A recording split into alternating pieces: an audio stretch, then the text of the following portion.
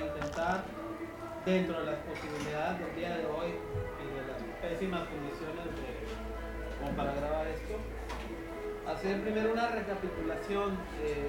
Yo supongo que voy a seguir leyendo el texto. En realidad hay muchas cosas que desde mi punto de vista se pueden rescatar o rescatar, pero en lo que tiene que ver en la lectura de vigilar y castigar, más allá del texto no formal que hoy no presento, está esta cuestión de cómo estas mismas situaciones que describe Foucault, por ejemplo, ¿Cómo se quedó ya a preguntar quién en el control del clima? Está en muchas estudiantes. como gusto está bien. ¿Qué? Está bien. Bueno, vuelvo, ¿no? Mientras se resuelve este asunto de lo del clima. Tendríamos que resolver las condiciones de una grabación con todos los medios tecnológicos, pero creo que será después. La cuestión, decía yo, cómo ciertas partes de la estructura de los 4 capítulos que contiene el texto, lo podemos pensar en el presente, ¿no? Si hablamos del suplicio y de la lógica del suplicio, ¿no? Que decíamos que una de las finalidades justamente del suplicio es lastimar, ¿no? Lastimar en toda la extensión del término, ¿no? Es decir, el suplicio ligado con la noción del sufrimiento, ¿sí? Del sufrimiento del cuerpo, ¿no? De la lenta aniquilación del cuerpo. Y uno piensa en la lógica criminal, en la lógica de los homicidas del presente, y es en parte esta lógica, ¿no? La lógica del terror, ¿no? El suplicio implica el terror, pero este terror del que está aludiendo Foucault es un terror selectivo, es un terror que tiene que ver con el castigo, es un terror que está ligado a la noción de castigo, ¿sí? A la noción de raíces también, no lo dice tan expresamente, pero de raíces judeocristianas de ojo por ojo, diente por diente, ¿no? Quizás lo enuncia por ahí, ¿no? Esta idea del suplicio, y del terror y del suplicio, como parte de una idea de justicia, ¿no? Es decir, se castiga de esta forma al parricida, al homicida, porque eso es lo que la justicia supone, ¿no?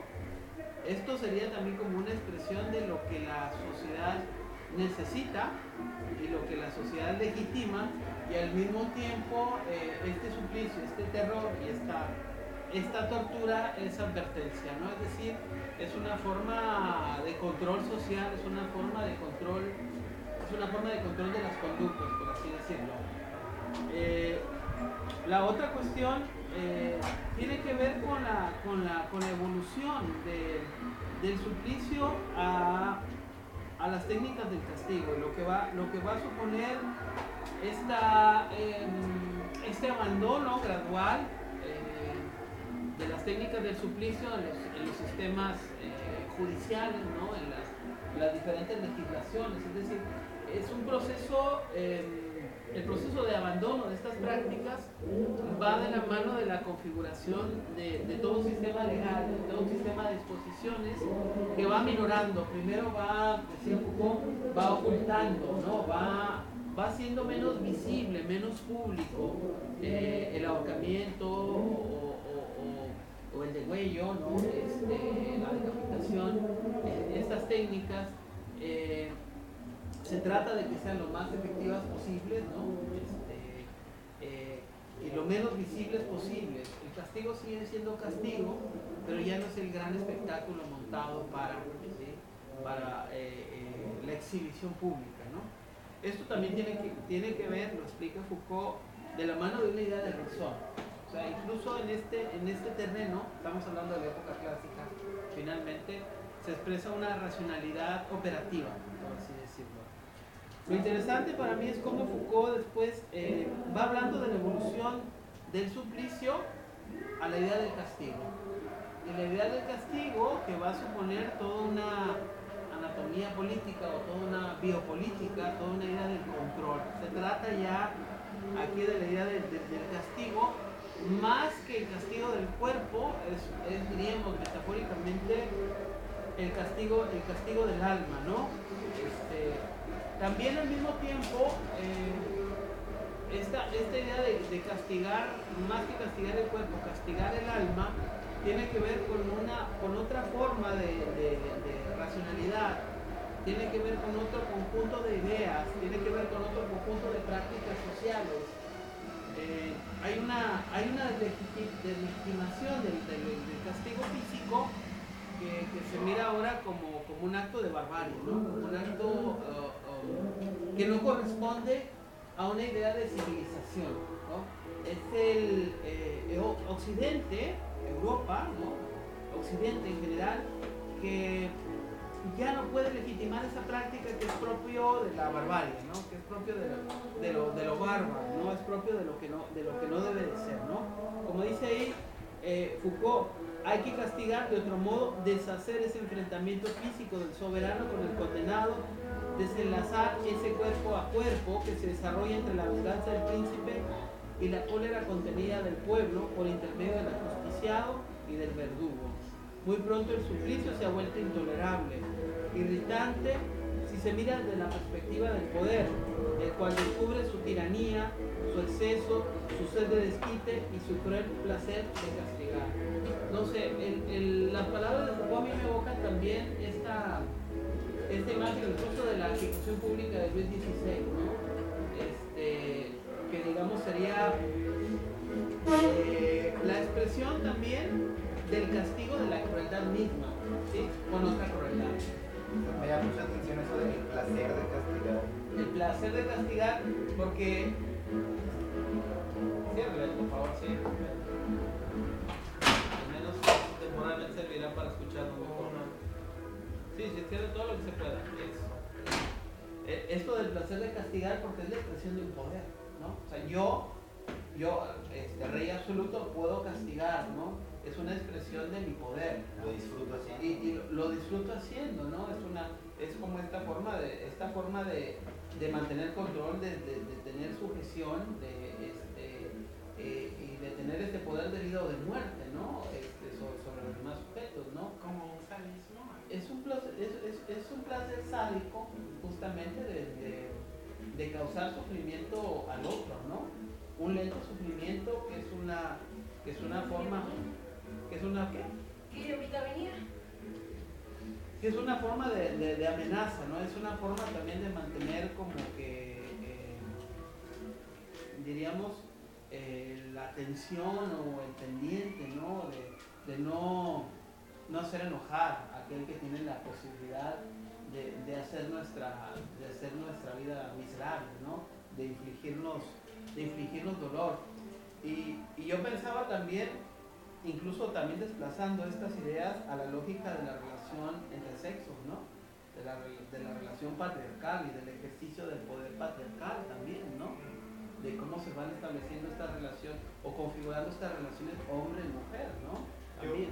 Yo pensaba en 1 de septiembre de 1969, a un año después de 12 de octubre, creo que enuncia el presidente: si de algo estoy orgulloso, es el 1968 de ese orden que establece, aunque aparentemente se le está saliendo de control. Sí, lo haría y lo volvería a hacer, ¿no? Porque, claro, aquí la lógica no es la lógica personal, ¿no? Lo personal se desplaza a la razón del Estado, y la razón del Estado es superior a la de cualquier individuo que integre el Estado, ¿no? ¿Sí? Y es una razón justificatoria. Al mismo tiempo es la expresión es la expresión de su deseo, pero así un poco como toda proporción guardada, l'état c'est moi, el Estado soy yo, ¿no? Bueno, Dieguito, ¿de qué se trata? El Estado soy yo, ¿no? Fíjense lo que dice más adelante en relación a estas críticas, ¿no?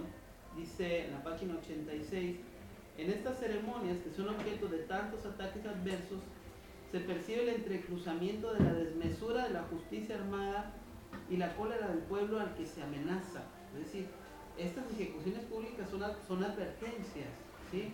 Y acotar este tipo de castigos también significa no no enfrentar o no ofender, por así decirlo, ¿sí?, a ese pueblo que se puede volcar en contra de quien ejerce esa violencia, sea justificada o no.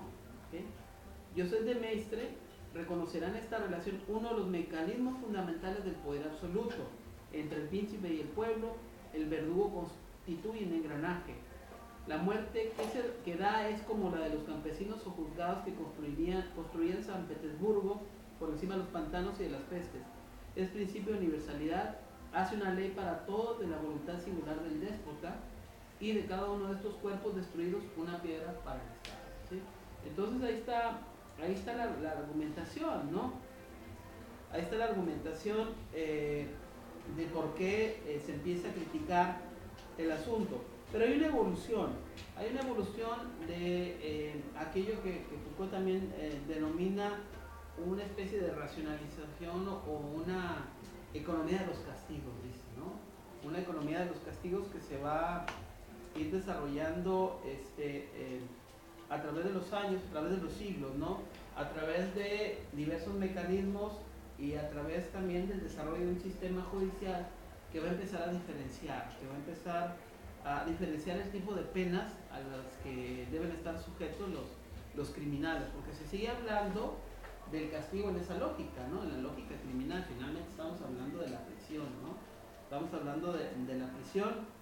Dice por aquí, suavizamiento de los crímenes antes de las leyes, ¿no?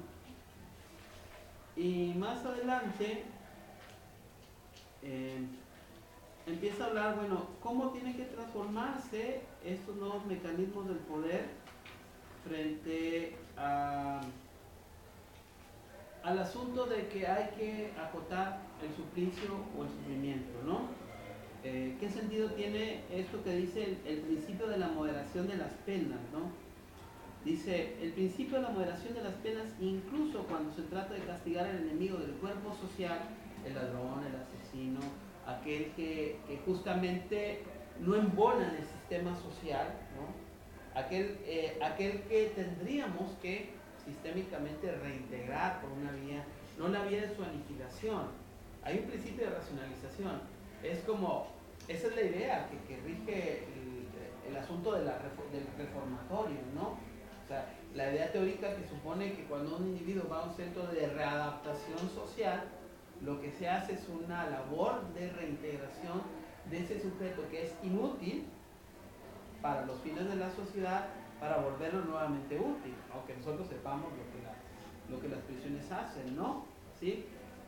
Dice, incluso cuando se trata de castigar al enemigo del cuerpo social, comienza a articularse como un discurso del corazón. Más aún surge como un grito del cuerpo que se revela ante la vista o ante la imaginación de un exceso de crueldad. La formulación del principio de que la penalidad debe ser siempre humana la hacen los reformadores en primera persona, como si se expresara de manera inmediata la sensibilidad de aquel que habla, como si el cuerpo del filósofo o del teorizante viniera entre el encarnizamiento del verdugo y el supliciado a afirmar su propia ley e imponerla finalmente a toda la economía de las artes. Me llama la atención esta cuestión del asunto de la humanización, ¿no? Y esta idea también que decíamos deriva de un discurso, ¿sí? ¿Alguien recuerda cuándo se publica la Declaración de los Derechos del Hombre? ¿Alguien la puede ubicar? Pero siglo XVIII, ¿no? ¿Sí? ¿O no? ¿Sí, no? O sea, lo que como resultado de la Revolución Francesa, que ha planteado tres ejes, recordemos, ¿no? Lo pueden buscar por ahí, googlear. La libertad, la igualdad y la fraternidad, es decir, una condición que nos hace iguales pese a la diferencia.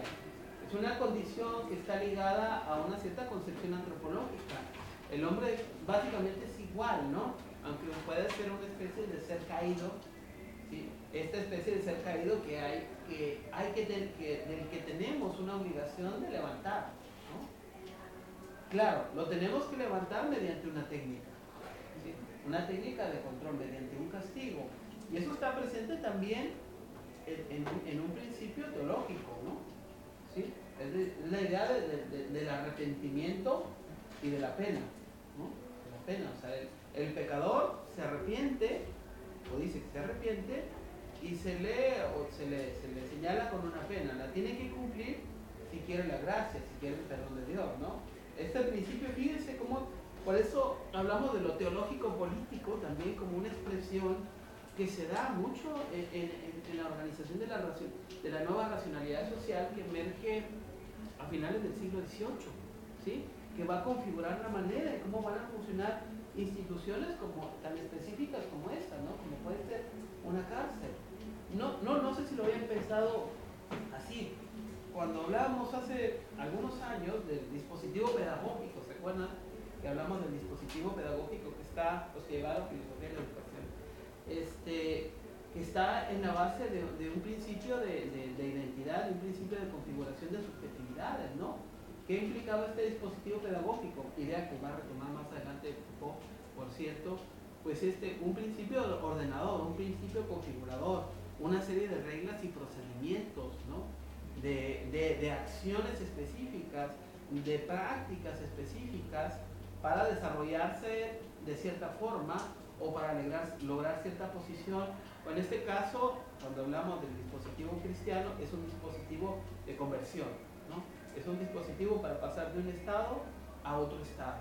Bueno, este dispositivo es operativo. Vamos a ver después, cuando se hable de la disciplina, en este tercer capítulo, que yo sigo pensando que el desglose, este texto es para mí como una especie de mazorca, ¿no?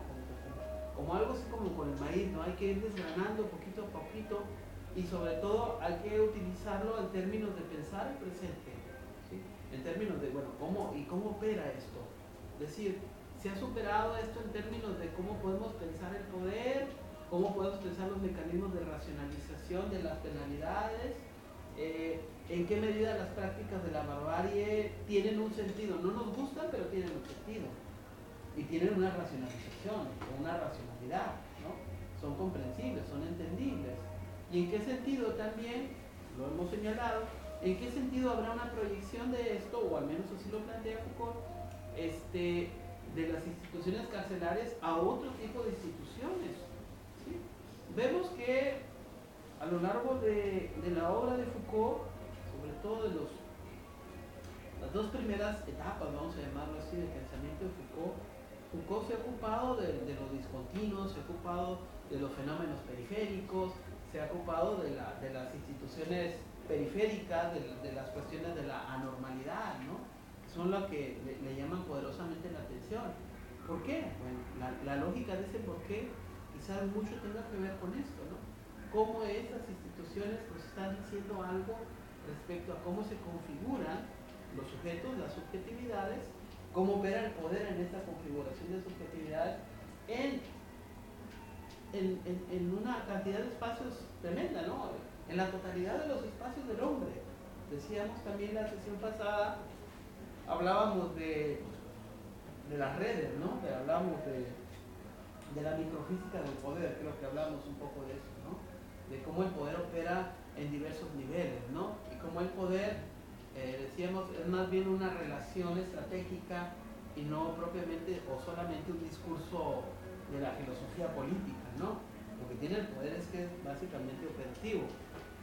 En ese principio de racionalización de la penalidad, marca incluso una serie de reglas.